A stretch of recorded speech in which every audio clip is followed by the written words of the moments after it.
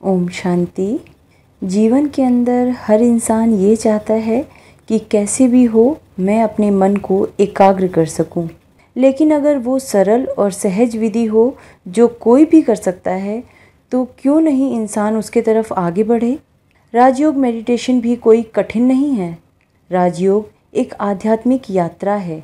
आज हम इस वीडियो में जानेंगे कि जो हमारे मन की शक्ति है कैसे हम उसे आधार बना देते हैं और उसके माध्यम से परमात्मा से कनेक्ट करते हैं।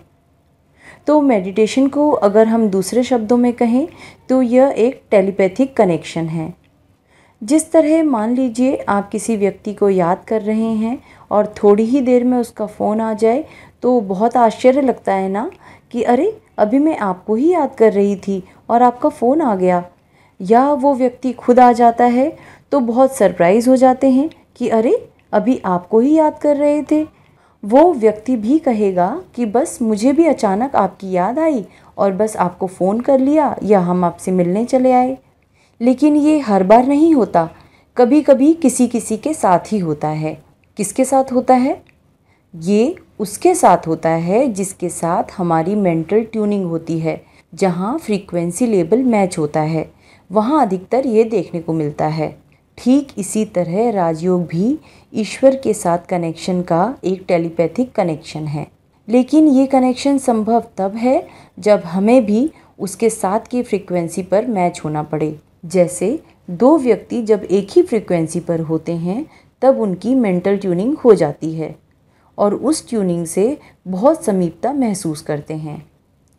इसको और गहराई से समझते हैं एक कहानी के द्वारा। आपने आदि शंकराचार्य का नाम तो ज़रूर सुना होगा। कहा जाता है आदि शंकराचार्य जब छोटे थे उन्हें संन्यास लेना था, लेकिन माँ का मोह इतना अधिक था कि उसने मना कर दिया कि मैं तुम्हें संन्यास नहीं लेने दूंगी। अब आदि शंकराचार्य जी माँ की परमिशन के बिना संन्यास कैसे ले लेते। तो एक दिन माँ कपड़े धोने के लिए तालाब किनारे गई। छोटा आदि शंकराचार्य भी साथ गया। शंकराचार्य नदी में नहाने के लिए उतरे कि अचानक मगरमच्छ ने उनका पैर पकड़ लिया। तो शंकराचार्य ने कहा, देखो माँ, तुम मुझसे इतना प्यार करती हो कि मुझे संन्यास लेने नहीं दे रही थी। अब आज मुझे ये मगरमच्छ खा जाएगा। अब तुम क्या करोगी माँ? माँ इतना घबरा गई कि उसने तुरंत प्रभु से प्रार्थना की कि हे प्रभु, मैं इसे संन्यास लेने दूंगी, लेकिन तू आज इसके प्राणों की रक्षा कर दे। और ऐसा कहते ही मगर ने शंकराचार्य के पैरों को छोड़ दिया। फिर शंकराचार्य पानी से बाहर आए और बोले, माँ, अब तो तुमने भगवान से वादा कर दिया कि तुम मुझे संन्यास लेने दोगी। क्या तुम अपना वादा निभा पाओगी? माँ ने कहा, मैं तुम्हें ज़रूर संन्यास लेने दूंगी, लेकिन मेरी एक शर्त है कि जब मेरी अंतिम घड़ी आए तो उस समय तुम यहाँ आ जाना।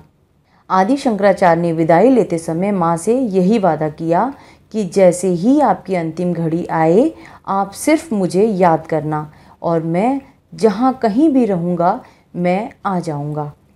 धीरे धीरे समय बीतता गया और एक दिन आदि शंकराचार्य एक दिन ध्यान में बैठे हुए थे कि उन्हें ये महसूस हुआ कि उनकी माँ उन्हें याद कर रही है और उनकी अंतिम घड़ी आ गई है। वो तुरंत अपनी साधना से उठे और अपने गांव की ओर चल दिए। कुछ दिनों की यात्रा के बाद जब वो अपने गांव पहुंचे तो उन्होंने देखा माँ को नीचे लिटा दिया गया था और उनके अंतिम क्षण चल रहे थे। आदि शंकराचार्य जी ने माँ के नज़दीक पहुंचकर माँ को आवाज़ लगाई, माँ देखो मैं आ गया। माँ ने आंखें खोली और अपने बेटे को बोली, तू आ गया बेटा? शंकराचार्य ने कहा, हाँ माँ, मैं आ गया, अब आप विदाई ले सकती हो। और माँ ने बड़ी सहजता से विदाई लेते हुए अपना शरीर छोड़ दिया। उस जमाने में ना टेलीफोन था, ना मोबाइल था, ना टेलीग्राम था, कोई भी विधि नहीं थी, लेकिन उस समय सिर्फ टेलीपैथिक कनेक्शन था। टेलीपैथिक कनेक्शन माना मन के विचारों का विचार से कनेक्शन। लेकिन उसके लिए कुछ आधार जरूर हैं। व्यक्ति का व्यक्ति से भी कनेक्शन ऐसे ही नहीं हो जाता, कुछ आधार होते हैं। और मनुष्य का मनुष्य के साथ टेलीपैथिक कनेक्शन के 4 आधार हैं। पहला आधार है परिचय। किसी को याद करने के लिए परिचय आवश्यक है। रास्ते चलते हमें हजारों व्यक्ति मिलते हैं, हम हर एक को याद नहीं करते हैं, लेकिन जो परिचित हैं उसे हम याद करते हैं। दूसरा आधार है संबंध। जहाँ जिसके साथ हमारा संबंध जुड़ जाता है उस व्यक्ति को बहुत सहजता से याद करते हैं। तीसरा आधार है स्नेह, प्यार। जिनसे हमारा प्यार होता है उन्हें हम याद करते हैं। और चौथा आधार है प्राप्ति। जहाँ से कुछ मिलने वाला होता है उसको याद करते हैं। और इन चार आधार पर 4 प्रकार की यादें टिकी हैं। जहाँ सिर्फ परिचय है वहाँ याद कैसे होती है? हमें उसे याद करना पड़ता है। जैसे मान लीजिए हमारे घर में कोई फंक्शन है और हमें हर परिचित व्यक्ति को इनवाइट करना होता है, तो हम बैठकर पूरी लिस्ट तैयार करते हैं ताकि कोई भी छूट ना जाए और एक एक को याद करने की मेहनत करते हैं। तो यहाँ सिर्फ परिचय है, वहाँ याद करने की मेहनत है। परंतु जहाँ संबंध है वहाँ याद कैसे होती है? तो वहाँ याद सताती है। मान लो माँ का बच्चे के साथ याद का संबंध है। मान लो बच्चा किसी हॉस्टल में पढ़ रहा हो और वहाँ से खबर आए कि बच्चे की तबीयत ठीक नहीं है, वो बीमार है, तो माँ का संबंध होने के कारण वो रात भर सोती नहीं है। बार बार उसके विचार चलते हैं कि कैसा होगा, कुछ खाया होगा या नहीं, उसका कौन वहाँ ध्यान रखने वाला है, कैसा होगा, कितने विचार आते हैं। भले ही अगले दिन उस बच्चे का फ़ोन आ जाए कि माँ मैं अब ठीक हूँ, तो माँ का उस बच्चे के साथ दिल से कनेक्शन है, तो वो आवाज़ से जान जाती है और कहती है कि नहीं, अभी आवाज़ ठीक से नहीं निकल रही है, अभी तुम पूरी तरह से ठीक नहीं हुए हो। तो जहाँ संबंध है वहाँ याद सताती है। जहाँ स्नेह है वहाँ याद कैसी होती है? तो वहाँ याद में खो जाते हैं, समा जाते हैं। मान लीजिए कोई लड़की या लड़का है, जब तक उनका शादी का रिश्ता तय नहीं हुआ है तब तक मन भटकता तो है कि कौन होगा, कैसा होगा, क्या होगा, अनेक विचार आते हैं। लेकिन जिस दिन परिचय हो जाए, संबंध जुड़ जाए, उसके बाद उनको कहना नहीं पड़ता है कि अब आप अपने भविष्य के साथी को याद करो।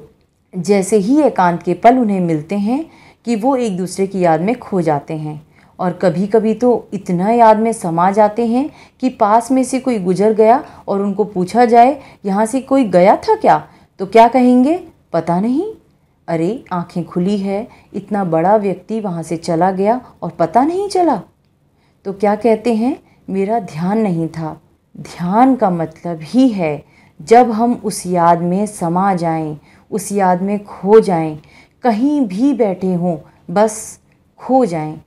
कई बार कोई व्यक्ति ऐसे ही बैठा है और ऐसे ही बैठा रह जाता है, सोच में डूब जाता है।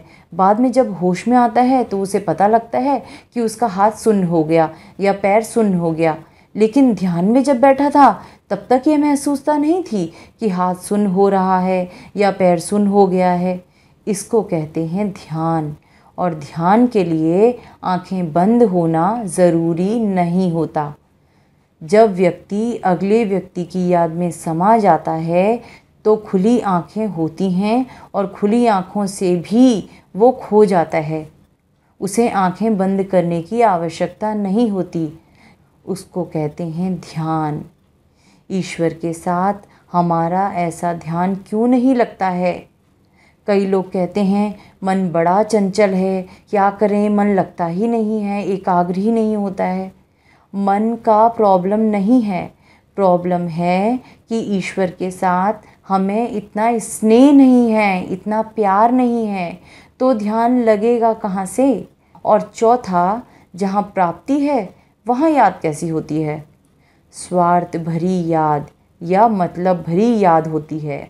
मान लीजिए एक बिजनेसमैन है, उसको बोलो कि एक फ़लाना व्यक्ति आएगा फ़लाना शहर से, इस दिन इस होटल में रुकने वाला है और अगर उसके साथ बिज़नेस कॉन्ट्रैक्ट हो जाए तो तुम माला माल हो जाओगे। जब वो दिन आता है, उस बिजनेसमैन को उसके साथ कांटेक्ट करना है, तो वो बार बार फ़ोन लगाता रहेगा उस होटल में, ताकि मैं सबसे पहले मिलूं उससे और मुझे वो कॉन्ट्रैक्ट मिल जाए, मैं माला माल हो जाऊं। प्राप्ति का पता है तो सारी रात भी इंतज़ार करना पड़े तो व्यक्ति करता है। बताओ, करता है या नहीं करता है? सोचिए, अवश्य करेगा। लेकिन एक बार माला माल हो जाए, प्राप्ति हो जाए, उसके बाद कभी उसको याद करता है? मतलब ही नहीं। तो जहाँ प्राप्ति है वहाँ याद कैसे? मतलब भरी याद, स्वार्थ भरी याद।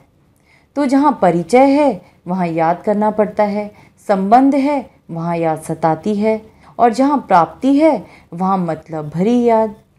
अब आप सोचिए कि ईश्वर के साथ आपकी याद कौन से प्रकार की है? आपको याद करना पड़ता है। अगर मुझे उसको याद करना पड़ता है मतलब परिचय भी मुश्किल से है। अब सोचिए, क्या मेरा उसके साथ कोई संबंध है? तो उसके साथ संबंध जोड़कर उसके आधार पर उसे याद करो, क्योंकि संबंध जहाँ होगा वहाँ स्नेह स्वाभाविक होगा, प्यार स्वाभाविक होगा। अगर संबंध ही नहीं है तो स्नेह भी नहीं, और स्नेह है तो प्राप्ति स्वतः ही है। तो मुख्य यह 4 आधार हैं, लेकिन आज मनुष्य ने और 4 आधार अपना लिए हैं। इसीलिए आज मनुष्य को ईश्वर की याद में अपने मन को लगाना मुश्किल हो गया है। और वो 4 आधार जो मनुष्य ने आज की दुनिया में अपनाए हैं वो है, पहला, स्वार्थ भरी याद, यानी ईश्वर के साथ भी बिजनेस डील हो गई है। मंदिर जाते हैं तो क्या कहते हैं? हे भगवान, मेरा ये काम करवा दो, आधी किलो मिठाई चढ़ा दूंगा, कार बंगला दिलवा दो, भंडारा करवा दूंगा।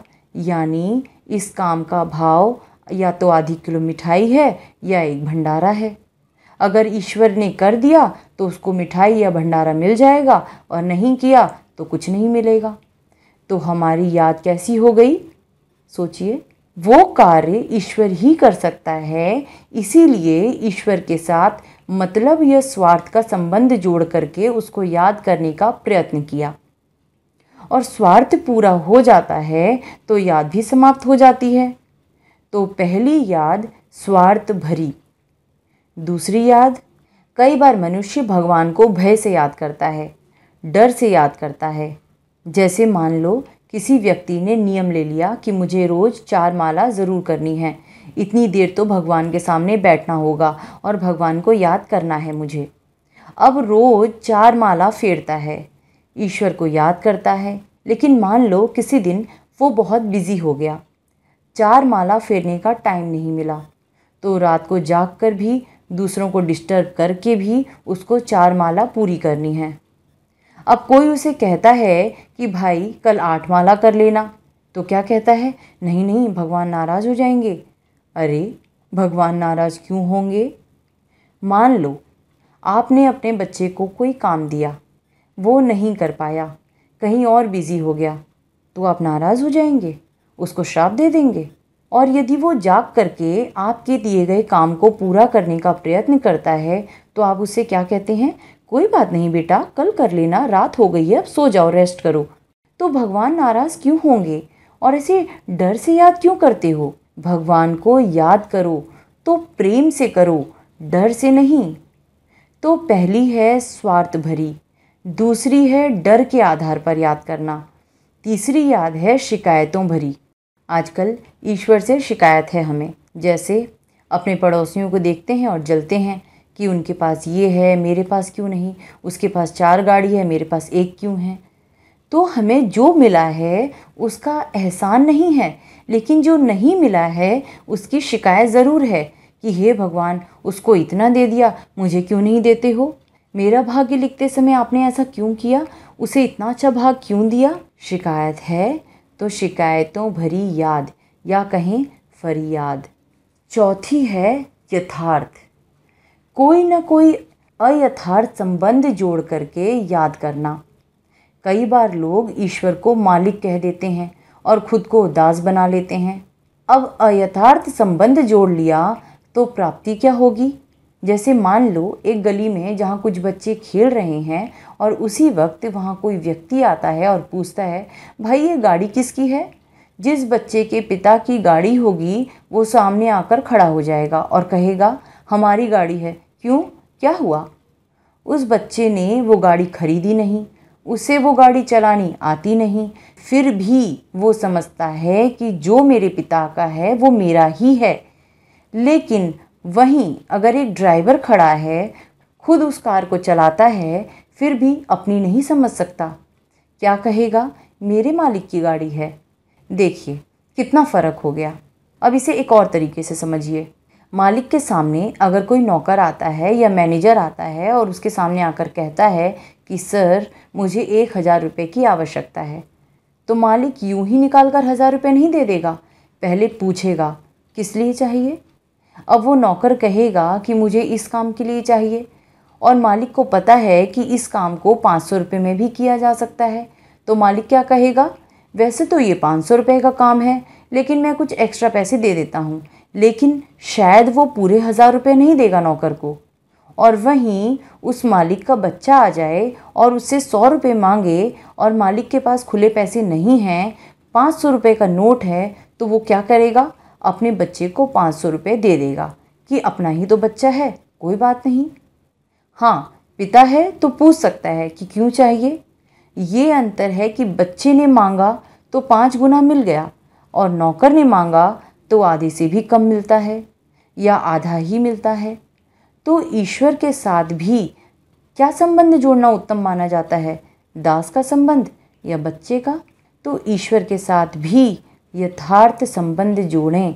जब यथार्थ संबंध जोड़ते हैं तो मन स्नेह के वश उस परमात्मा के सानिध्य में चला जाता है, और जब मन उसकी याद में चला जाता है तो प्राप्ति भी वैसी ही होने लगती है। तो ये है यथार्थ राजयोग का आधार और विधि। ओम शांति।